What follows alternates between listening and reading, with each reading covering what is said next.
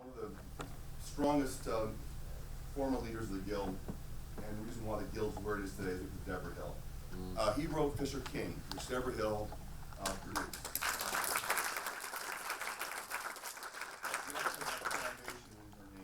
We are such a huge fan of Deborah Hill. But also behind the candelabra, which also won the PGA Awards. Bridgeton, Madison County, etc. Really incredible amount of work. And then Tony Goldwyn, besides being a great actor, but also has directed a tremendous amount. I didn't have any idea until I read your bio, but this guy has done an amazing amount of work as a director. I mean, many episodes of many drama series, obviously, but also I have down here Walk on the Moon, Last Kiss, Conviction. In fact, I believe that's the common thread why we're all here today, because of Conviction. I believe you also met Andrew Sugarman when you were doing Conviction, and you remember the Conviction story? It was a true story, fantastic movie. They were all on that together, and that's, I guess, where I can lead off to start with is this is how does it start? How does it come to be? How does this great concept be created? It's obviously not a true story, correct? It's inspired by some true events, but it's all changed. But please start from the very beginning of how it was created. So we were doing Conviction, which was a true story based on an Innocence Project case, and in the year it took 8 years to get that movie for the cameras, and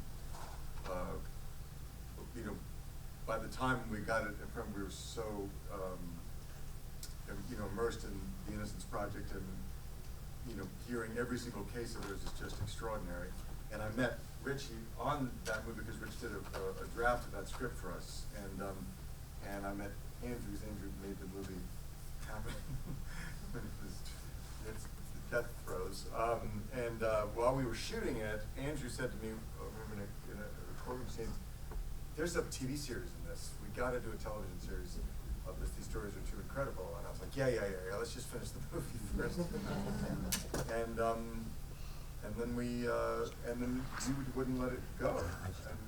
Yeah, I mean, I'll just add. I mean, what happened to me is I was so overwhelmed by what happens when an innocent person is put in prison, and then started looking when we were talking with the Innocence Project and doing some research about the volume of cases that exist, and it is staggering. I mean, just according to the Innocence Project, there's anywhere from 40,000 to 100,000 people currently serving major felony sentences who are innocent of the crime that they're in prison for. Which is, when you think of the amount of lives that are impacted by that, it's staggering. So, this is a matter of fact, actually. They have freed 316 people in the Innocent Project, so it's very real fact. 316 have been freed. 179 are because of the Innocence Project. Okay, thank you for the clarification. Who are the others? But this is Vanessa gave me those three. That's not. Yeah. So anyway, we the way that this happened was we couldn't really figure out how to do a show about the Innocence Project. We toyed with it, and we sort of ran the ground. One night, Rich and I was just getting together for a drink in New York, and we started talking about it. And we've been trying to find something to do together again, and Richie wanted to get into television, really, and I said, well, I've got this idea, and I can't figure it out. And we started to talk, and we thought, what if we centered it on a prosecutor who gets it wrong, instead of it just being about the Innocence Project? And that we both went, that's interesting, and that creates drama and conflict, and we can look at it not just to look at how wonderful all these people are doing this great work, but we could look at it through both lenses, from the prosecution side and the Innocence Project side, which obviously is what Marin's character represents, and that's you know, coming up with Damon's character, Adam, kind of was the linchpin of it, and then we kind of felt like we were off the races, and then we got together and spent like 4 months banging out the concept of the story and the characters. When Tony first talked to me about the Innocence Project, I thought these people are so heroic. They're really great people, what they do. That I'm interested in characters where there are shadows, and I can show weaknesses and I can show flaws, and I felt kind of restricted by that. And drama doesn't come from doing, for me, stories about people that are good, just completely good. And this background of justice and the death penalty and the Innocence Project became this really fertile ground for a story for me that's about moral ambiguity and about characters and what it is to be human, what it is that idea that everybody has their reasons. Everybody justifies their actions because of their stories and their individual experiences. And so there is no such thing as absolute justice. There's no such thing as absolute truth. And all these wonderful questions start to come out of it. The race issues, suddenly, we got the title for years it was called the Untitled Goldwyn LaGravenese Project, because I'm really bad at titles and we couldn't figure it out. And the COO of We was very affected by the Zimmerman verdict on the Trayvon Martin case. And he came up with The Divide, and the title helped to actually focus this. There's a wonderful quote by someone, it's Solzhenitsyn, who says that all the divides in the world, the racial divides, or between countries, between nations, start with the inner divide within us. So suddenly the show became about characters who all cross a moral divide to achieve a personal sense of justice. And you'll see as the show progresses, each one of them does something that you may not agree with, but you'll understand their reasons why. Yeah. Oh, can I interrupt? One other thing I just wanted to point out, one other person who did incredible work on this is with us tonight, our casting director, Carrie Barden.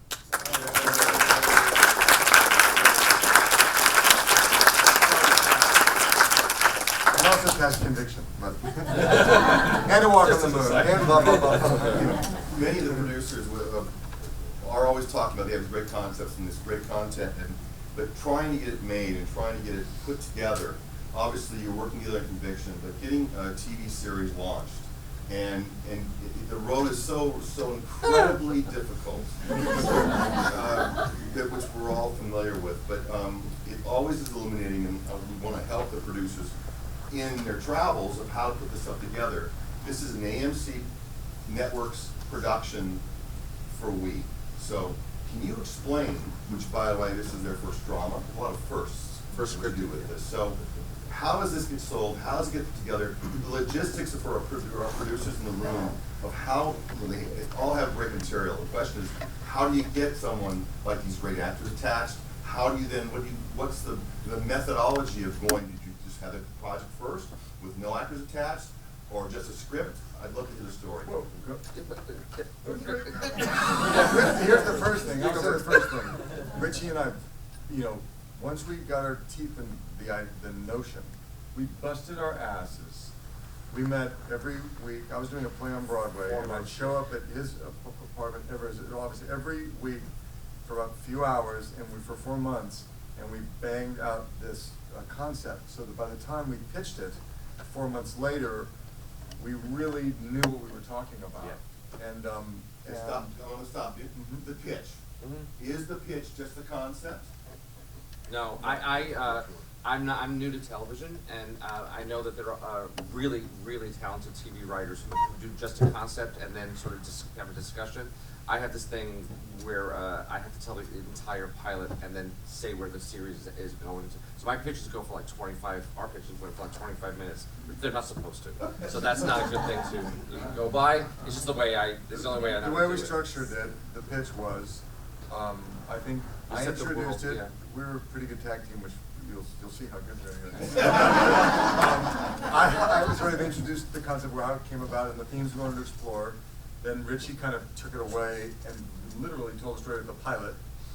And then we talked about the rough beats of where season 1 was going to end up, and where it might be going into season 2 or 3 or 4. And we kind of touched on each of the major characters, I think, in that of like doing a character riff, and we kicked it back and forth, and then allowed them to ask questions. So stop again. Again, I want to get as much information as I possibly can.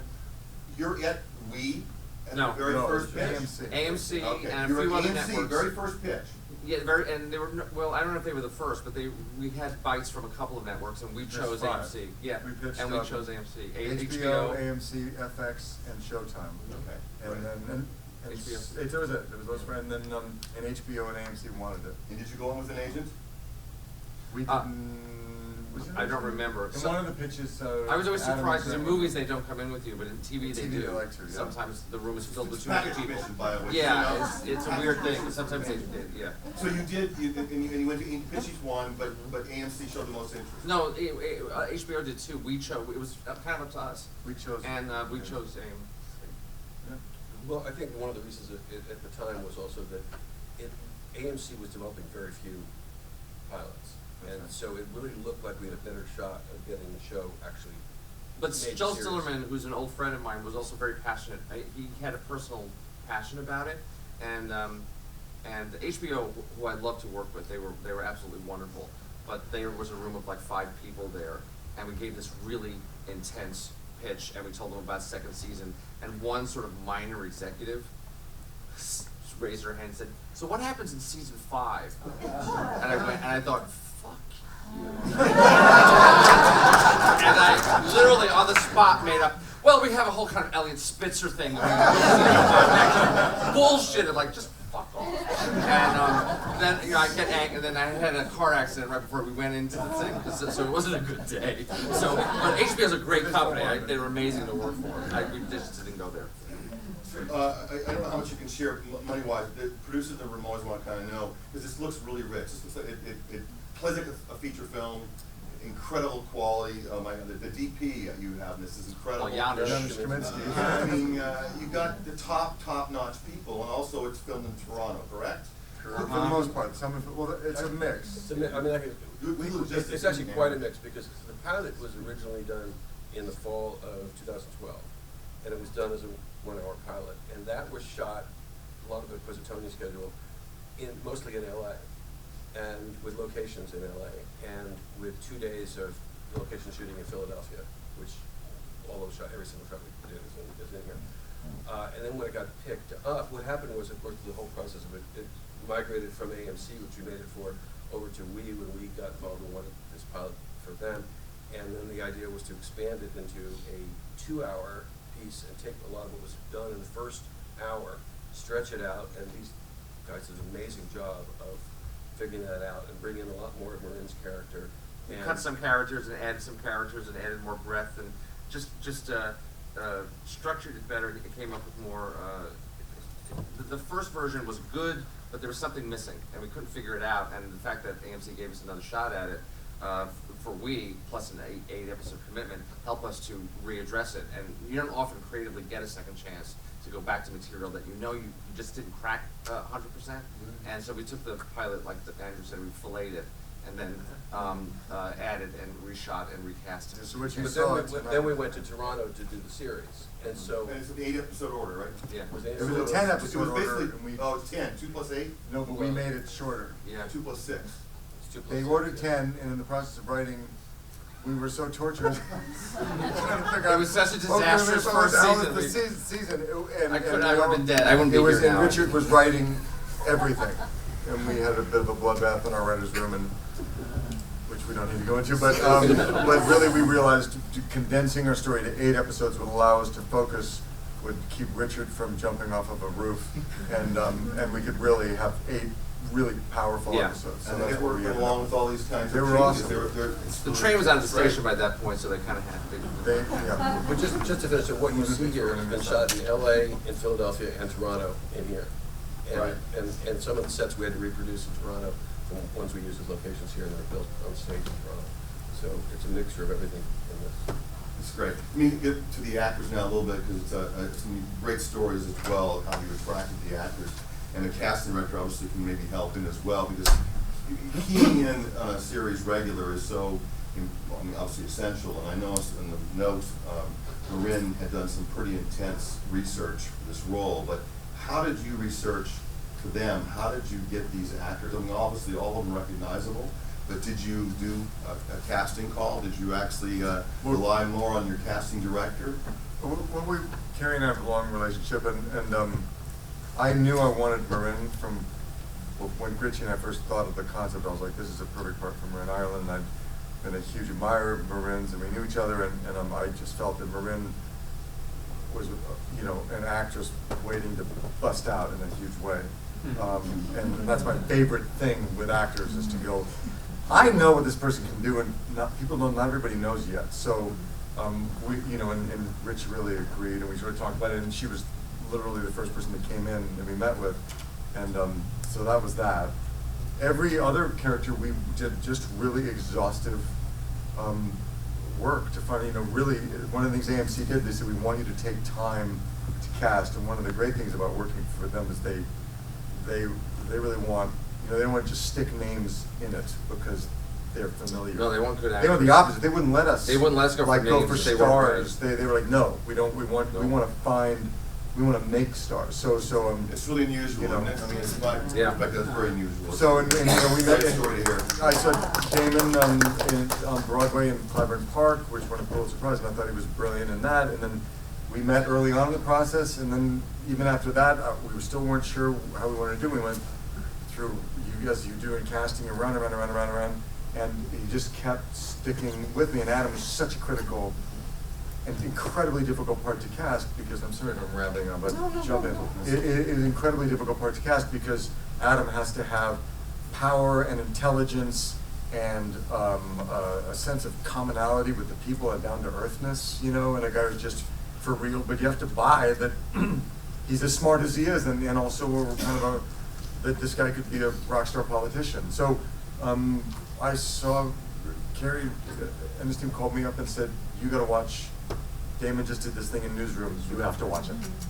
And I was like, Damon Gupton, I know he's awesome. And I saw this scene that Damon did with Jeff Daniels in the Newsroom, and I went, whoa, and we all said that's and brought Damon in. And Joe, for Terry, again, was really, it's such a tricky, complex part.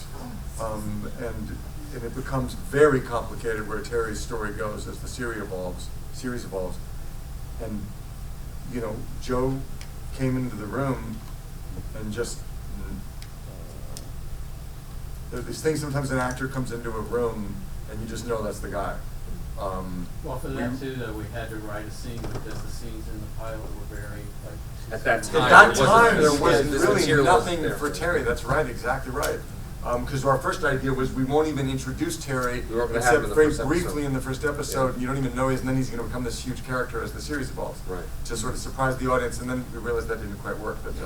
So we wrote these audition scenes. And so, clever. but Joe came in and he was just like, I remember you said, all right, what are we doing here? How's it? And you wanted to talk about it, and we got into this great conversation.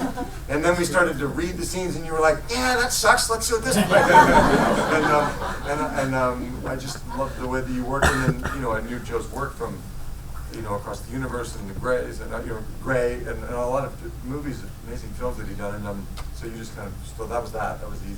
Okay, so between when you had the two two kind of pilots, was there any change to your big break in time, Andrew? Was there a big break in time, or was it more or less? It was more than a year. It was a long time. Yeah. So and never required no changes in casting, no different changes when the order was coming. We didn't require it, but we did make some. We made some, and we added new characters. Danny and the father were not in the original. The father And then- actually died in the original. Yeah, part. and Billy was recast because that actress went for another project. So Billy, we got Nia Long.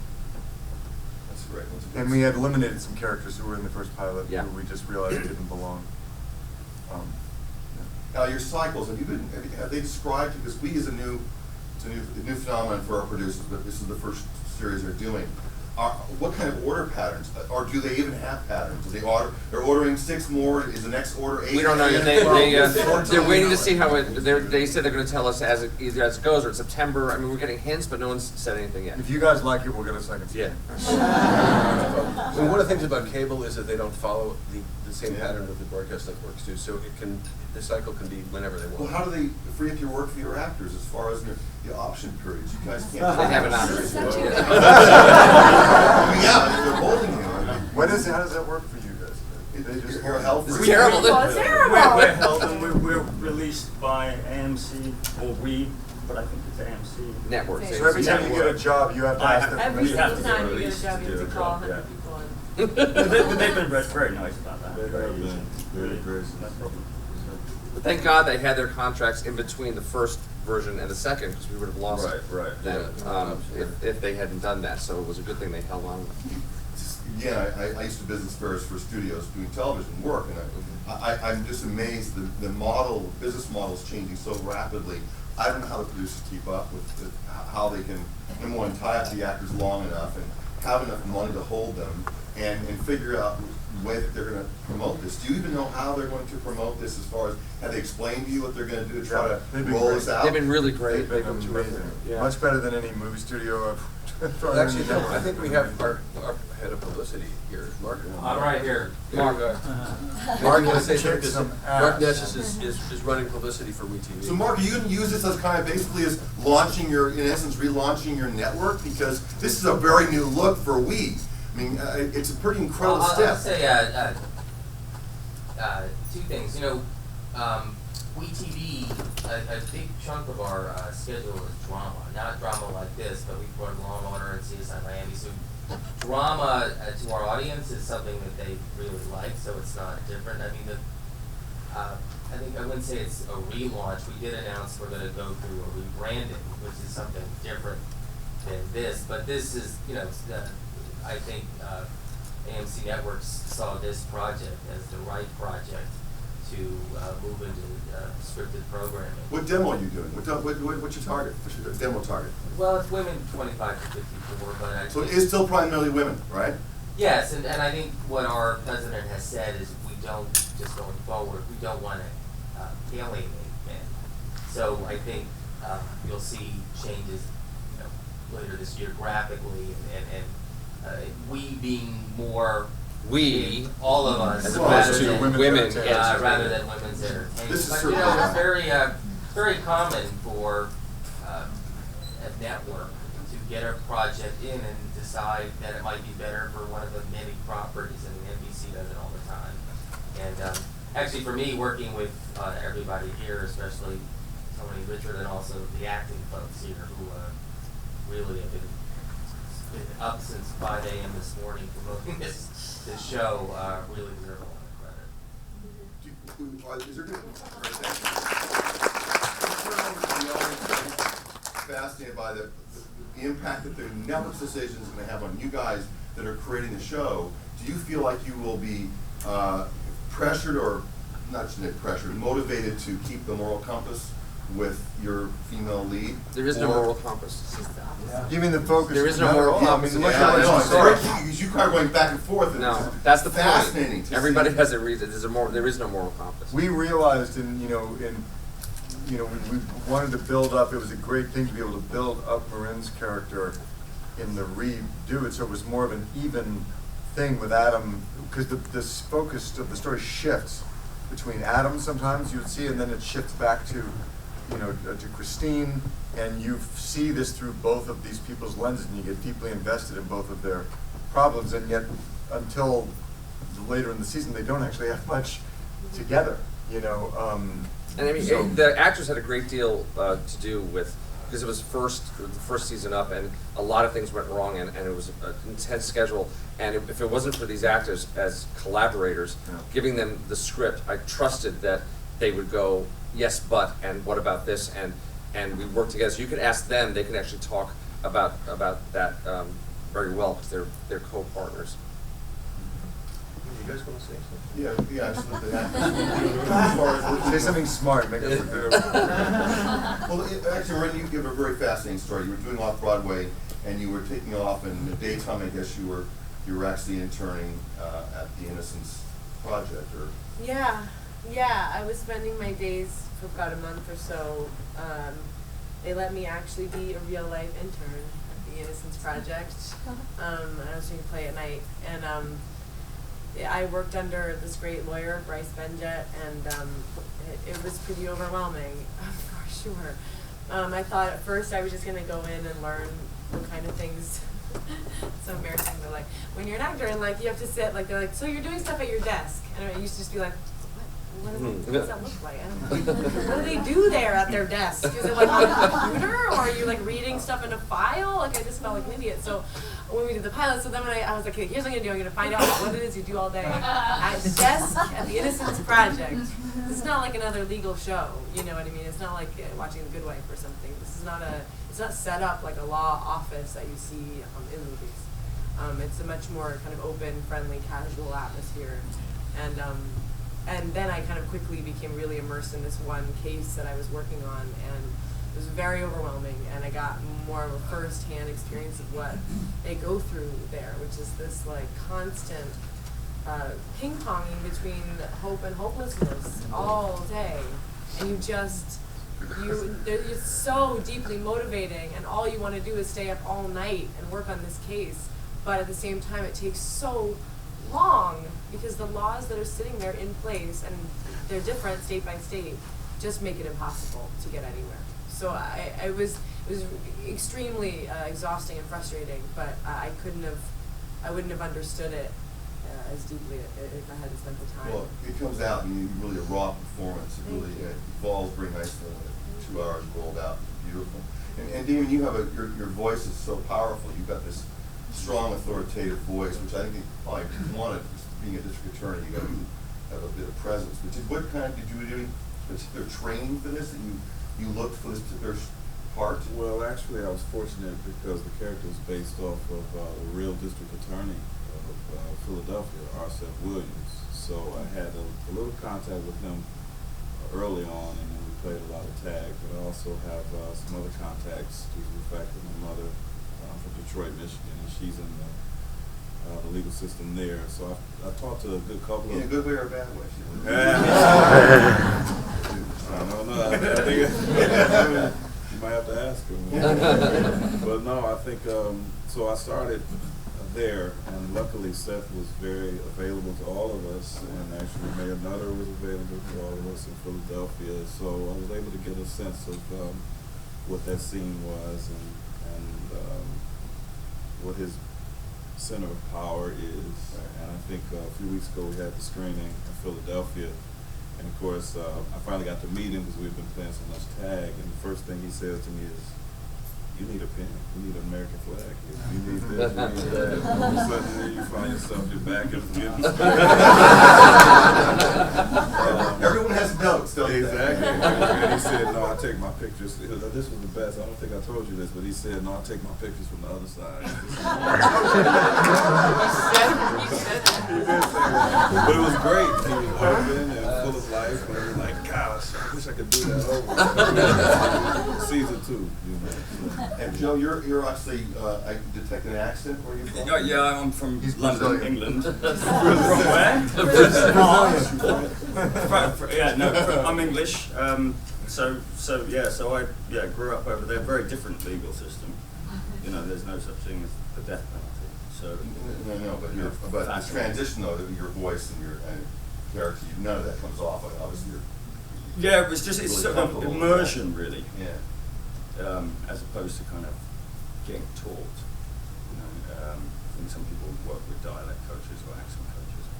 It's kind of just listen, specifically to whichever area you're going to be playing. Very effective. Really beautiful. Let me turn this to the audience and look for a few questions that you have. You ready for a hand first? Go ahead. First off, it was great. I really loved it. Congratulations, Richard, Tony, everybody, Andrew.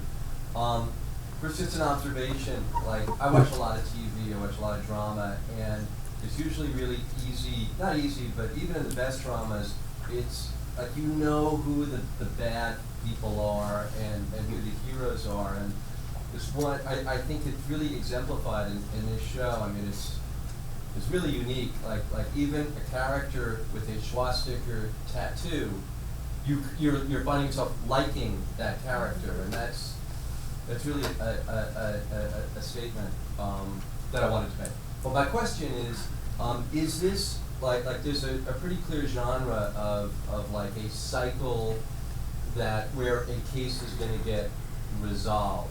Is that like what the structure of this show is? By the end of the season, you'll know about the Butler murder case, which acts sort of like a motor for the first season to launch the characters' journeys. But the characters themselves, you'll be satisfied about that, but the characters themselves will have open-ended journeys as a result of that. It's just a continuing ripple effect. And the unraveling of this case and the impact that has on all of their lives and psyches and relationships and families will be so traumatic that it kind of launches all of them into a second season. And there are other characters that you'll meet as the season evolves that will then carry on into season 2. So, but is the network sort of expecting that season 2 will also have kind of a flagship case? No, not We at haven't all. discussed it yet. No, but to that answer that question, because it's an interesting thing, and I thought that you alluded to it earlier too. The network has completely supported the show that we wanted to make. When AMC came to us after we did the pilot and said, what we want to do with your show is we want to use it as to rebrand or be the first show on first scripted drama on the We Network, the way we did with Mad Men on AMC.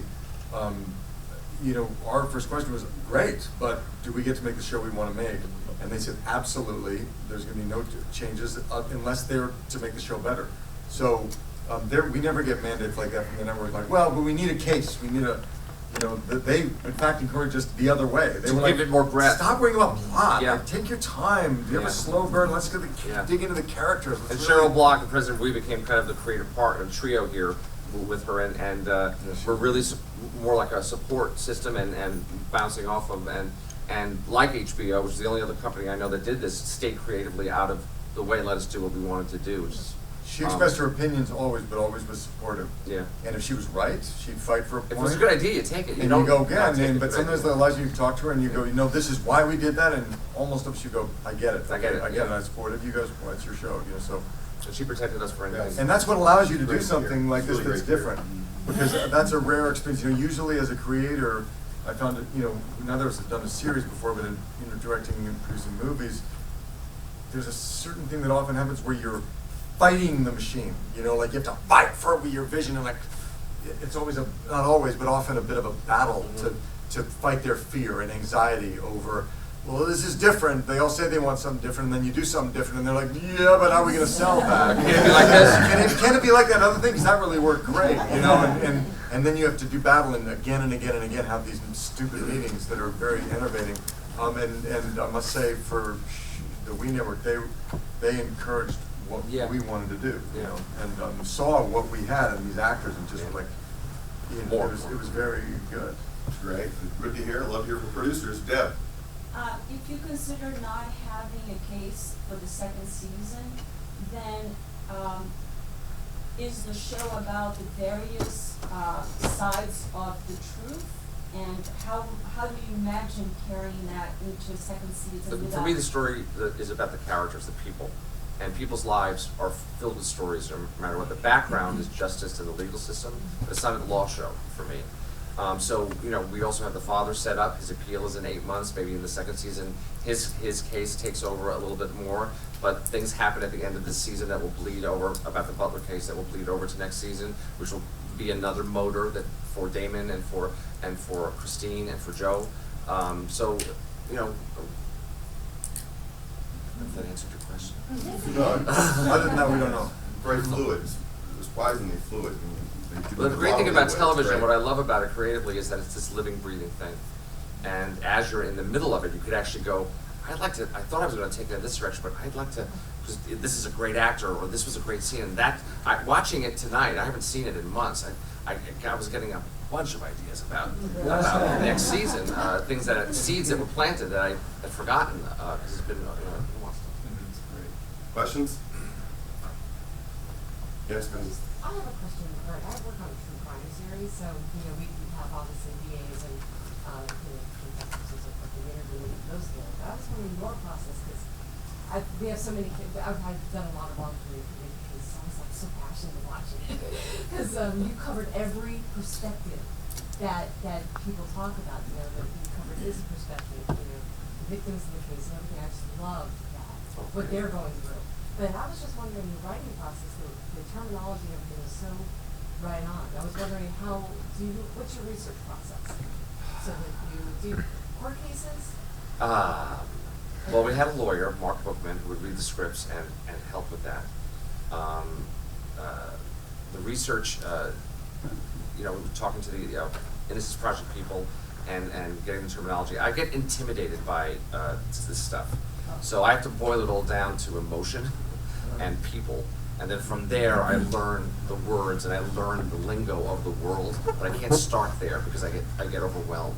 I have to bring it down to a common denominator for me, which is why people do what they do and how they work and how people behave. and what choices we make, and then from there, I learn what I need to do all of that, and then I find the language. And oftentimes It's you not also just say- studying, language of law, but I can't start there, because it gets like, And you would often say, I don't care about the details, let me just write it. And if it's all wrong, we'll fix it. Yeah. But so that Rich would just write it based on instinct. And then we had a group of real experts who then we would send, or we'd have our other writers or assistants, do research to give him, or sometimes you would go. yeah, or Mark would say, Send me something about X. Yeah, so that exactly. I can know Yeah, I would about say, that. help me with this. Yeah. I have help with that, but or Mark would say, it's not a subpoena, it's a warrant at this point, or it's not an appeal. So those are the things that would keep us in check. Oh, that was excellent. Mr. Beck, over here? Yes. Richard, Tony, Andrew, you guys, it's just top notch. Really great. What was your process you have such a fresh, talented cast.